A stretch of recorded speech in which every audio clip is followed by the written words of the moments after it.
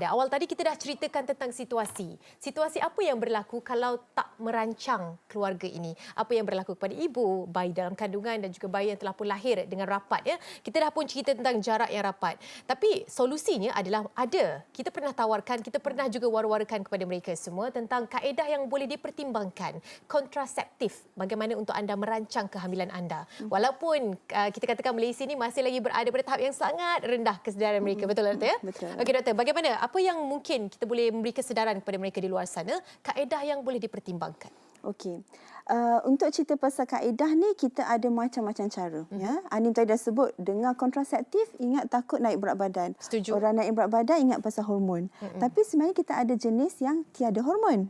Dan biasanya pembahagian jenis-jenis pula kepada untuk lelaki, untuk wanita. Ya. So saya rasa kita cerita pasal yang ada hormon dululah kot ya. Boleh. Alright. So ada hormon ni pula ada macam-macam cara dia. Untuk lelaki minta maaf memang tak ada.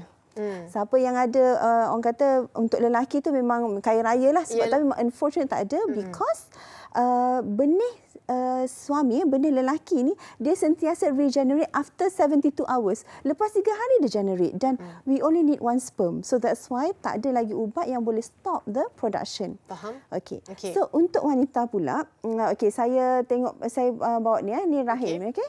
Ini sistem peranakan wanita. Okey. Sistem peranakan wanita ini adalah rahim.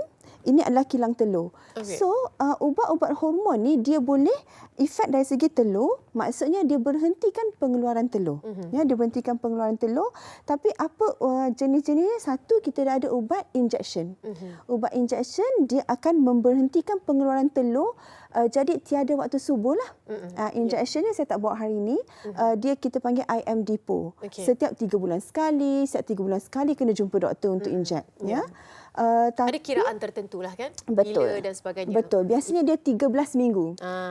Betul. Tapi selalunya apa yang kenapa orang tak ambil? Dia takut jarum. Ada alasan takut jarum of course. Menjadikan mereka tidak mahu mengambil kaedah ini. Betul. Okey, saya ingatkan macam takut kita sendiri tak ingat tarikh dan juga sebab kadang-kadang kalau berselang hari pun silapkan jangka masa itu pun boleh menyebabkan berlaku. Betul. Tidak peratusannya tidak tinggi betul, lah. Betul. So tapi ada yang takut jarum, kesiapan yang miss tu pun ada juga. Tapi antara aim tu dia kata takut jarum. So kita kata okey, why not kita try ubat makan. Ubat makan kita ada 2 jenis. Saya letak ni dulu ya. Alright. So ubat makan kita ada 2 jenis. Okey. Satu ubat ni selepas kita pantang, selepas kita beranak, Dan lepas kita beranak kita kena makan ubat ni kita panggil Noriday setiap hari. Tak mengganggu menyusu? Tidak. Penyusuan tak mengganggu? Tidak. Sebab dia hanya ada satu hormon kita panggil progesteron. Okay. Kalau hormon ada 2, hormon estrogen sekali dia akan mengganggu dari segi pengeluaran susu. Okay, faham. Cuma yang ini kena makan setiap hari seeloknya waktu yang sama. Contoh pukul 5 pagi. Dia nak kena kiraan 24 jam lah. Kan? Ya, betul. Tepat 24 jam. Betul. So, efeknya adalah satu, dia panggil Noriday ni, dia akan berhentikan pengeluaran telur. Di kilang telur. Yes, betul. Dan dia akan mengurangkan keadaan yang sesuai untuk benih suami masuk dekat bahagian vagina tu. Dia punya, kita panggil mucus. Dia punya bendali vagina tu akan mengurangkan kebolehan sperma untuk masuk ke dalam. So dia ada 2 action dekat situ. 2 protection lah saya kira juga kan. Dia mematikan telur di bahagian kilang dan juga mengawal di bahagian situ. Betul. Ini ada kesan terhadap period wanita? Okey. Sebab dia berkaitan dengan hormon. Jadi kalau kita miss, kalau kita lambat memang akan ada kesan. Kesannya apa? Kadang-kadang period tu banyak, period tu sikit, kadang-kadang period tu tak langsung dia tak kenalah. Alright. Lepas tu ada juga patient yang kata, okey doktor, saya dah berhenti menyusu dan saya nak ubat yang lebih berkesan. So kita panggil Yasmin, ya. Ni Yasmin. Okey, ubat ni dia ada sekali dengan estrogen. Kita panggil ni ethinyl estradiol dan dia menyebabkan satu, yang ni bagus tak naik berat badan Okey.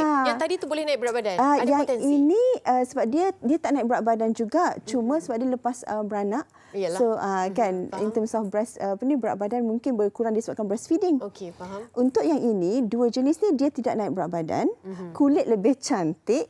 Wah. Ada pula benefit-benefit lain. Okey, kita pendekkannya di bahagian pil ini sebab saya fahamkan ini ada jangka masa tertentu. Contohnya 2 tahun selepas dia beranak sahaja yang berkesan. Contoh kalau diamalkan lebih daripada 2 tahun tu masih lagi memberi kesan? Tak, sebenarnya boleh. Boleh. Okay. Cuma sebab dia kena makan setiap hari.